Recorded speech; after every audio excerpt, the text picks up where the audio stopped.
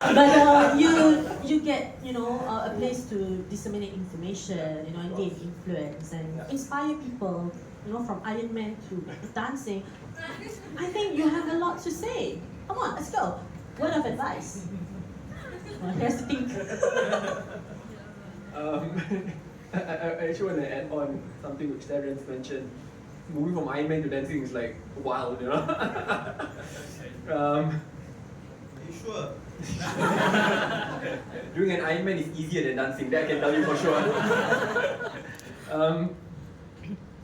The barrier to entry today is remarkably low because of the digital revolution, and the cost of failure is much lower as well.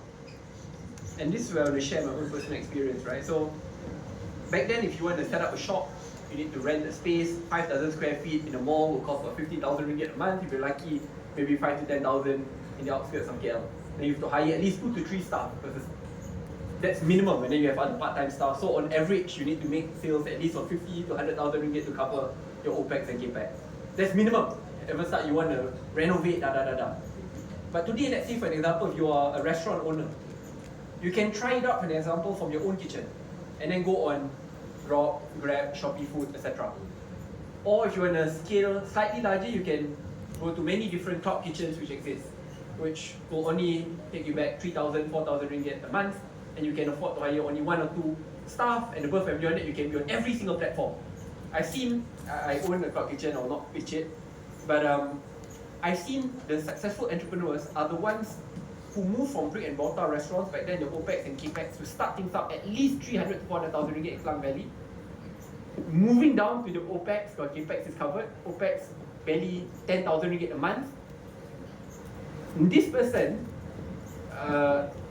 which is a one-person show, obviously with one family member part-time, operates 10 different restaurants. It's actually the same food, just different packaging. And then when you go on Grab, it's actually this person, and then Foodpanda, this person, Shopee Food, this person. Brilliant. And make so much money. But that's because the barrier to entry is so low. Back then, again, let's say you fail. And one advice I say, especially when we're young, we can afford to fail. Also, when it comes to money, it may be an issue, but now because the cost of failure is much lower. Back then, you need a startup cost of like $500,000, unless your family is rich. It's very tough. But today the startup cost is so low, you can start small and then scale from there onward. But you need to have the courage, you need to have your destiny to try something new and learn from the failure.